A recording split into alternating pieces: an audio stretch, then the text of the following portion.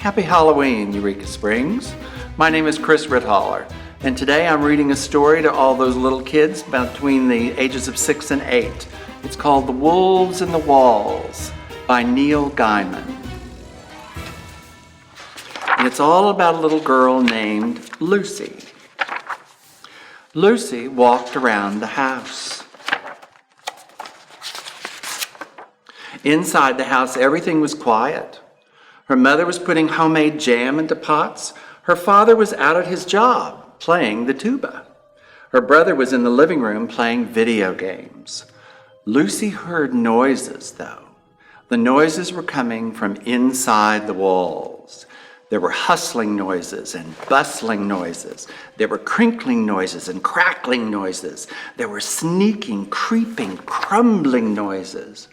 Lucy knew what kinds of things make noises like that in the walls of big old houses, and she went and told her mother. "There are wolves in the walls," Lucy said to her mother. "I can hear them." "No," said her mother, "there are no wolves in the walls. You must be hearing mice, I suppose." "Wolves," said Lucy. "I'm sure it's not wolves," said her mother, "for you know what they say. If the wolves come out of the walls, then it's all over." "What's all over?" asked Lucy. "It," said her mother. "Everybody knows that." Lucy picked up her pig puppet doll, which she'd had since she was a little baby. "I don't think it sounds like mice," she said to her pig puppet. In the middle of the night, when everything was still, she heard clawing and gnawing and nibbling and squabbling. She could hear the wolves in the walls plotting their wolfish plots, hatching their wolfish schemes. In the day, Lucy felt eyes upon her, watching her from the cracks in the walls and the holes in the walls. They peeped through the eyes in paintings. She went to talk to her father. "There are wolves in the walls," she told him. "I don't think there are, Poppet," he told her. "You have an overactive imagination. Perhaps the noises you heard were from rats. Sometimes you get rats in big old houses like this." "It's wolves," said Lucy. "I can feel them in my tummy, and Pig Puppet thinks it's wolves as well." "Well, you can tell your puppet," began her father, and then he said, "Why am I asking you to tell her anything? She's just a puppet." Lucy patted her pig puppet's head so he wouldn't be offended. "Anyway, you know what they say about wolves," said her father. "If the wolves come out of the walls, it's all over."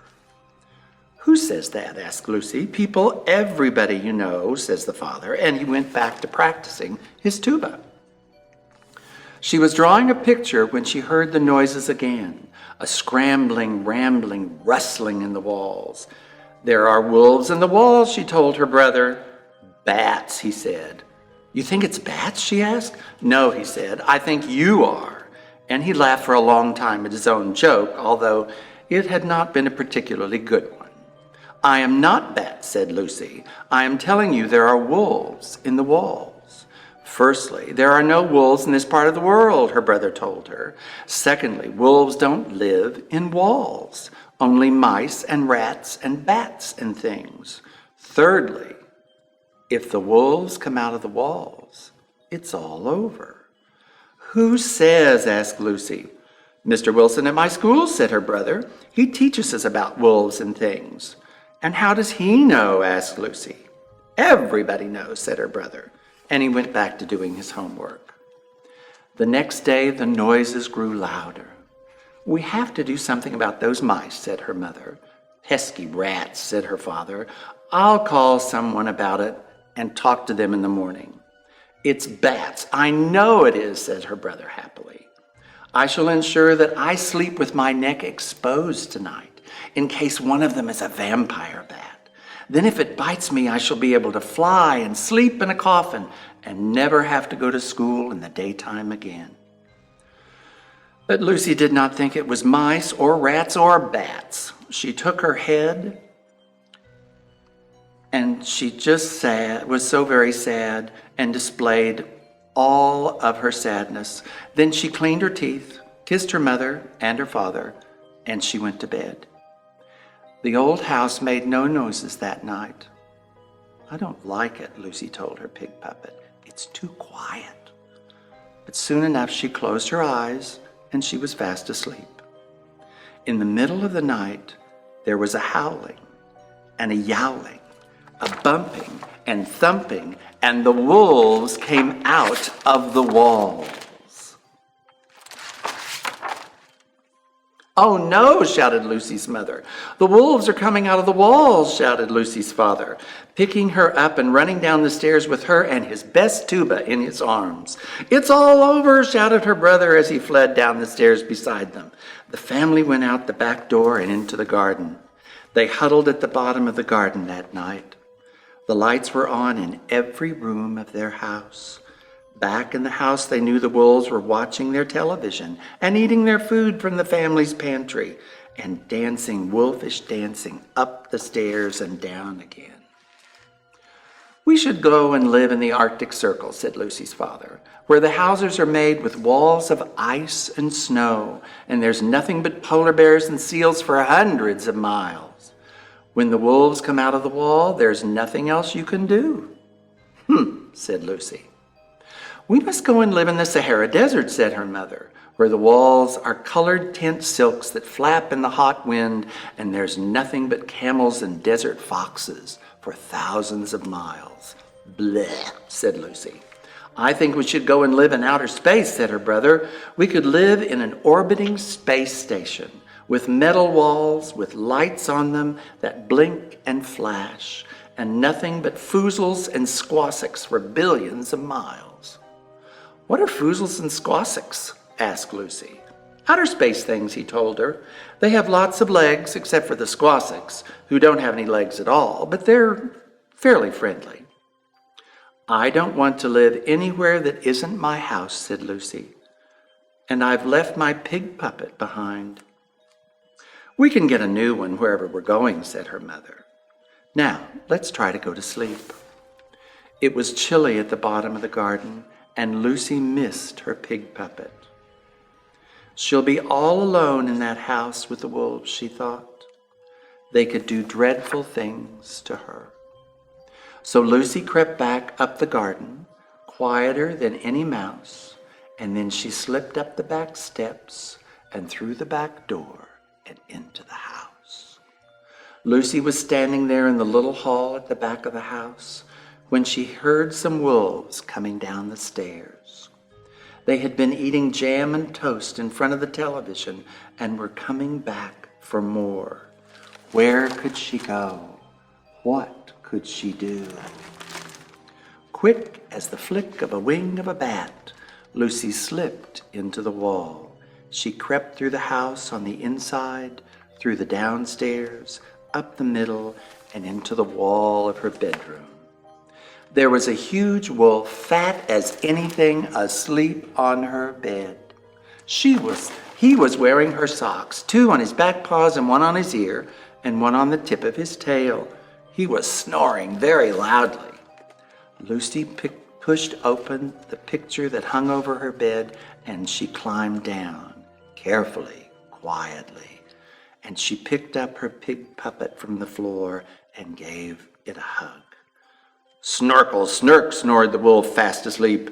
Quiet as the shadow, Lucy climbed up to the top of her old doll's house, and from there to the top of the chest of drawers, and from there to the mantelpiece, and behind the picture, and back into the walls.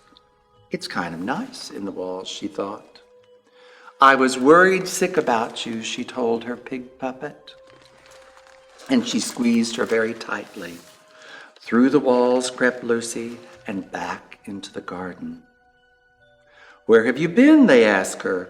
"I had to go and get my pig puppet," she told them. "I told you I would have bought you a new one," said her mother. "One that was pink and new and not going gray." "That was why I went back to get my pig puppet," said Lucy. And she went back to sleep, cuddling her pig. The next morning, Lucy's mother went to work, and Lucy's brother went to school, and Lucy and her father sat down in the bottom of the garden. He practiced his tuba and read travel brochures.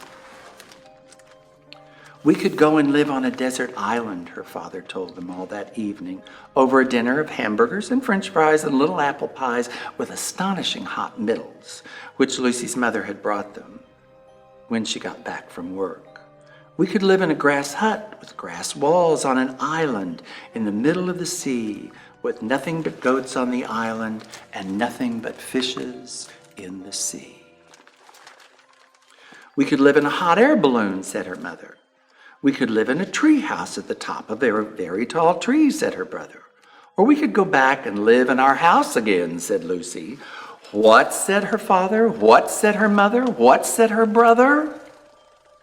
What, said the Queen of Melanesia, who had dropped by to help with the gardening. Well, said Lucy, there's a lot of space in the walls of the house, and at least it isn't cold there. What about the wolves? Asked her father. They are in the house, said Lucy, not the walls. Lucy's mother and father and brother grumbled and frowned. Still, none of them wanted to spend another night's sleep at the bottom of the garden. They tried sleeping in the shed, but it smelled too much of lawnmowers and the fertilizer used for the rhubarb. So they crept up the back steps, through the back door, into the back hall, and into the walls. We must be very quiet, said Lucy.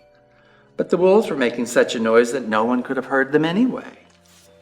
The family crept through the walls of the house, peeking out through the eye holes of painting and through cracks of things.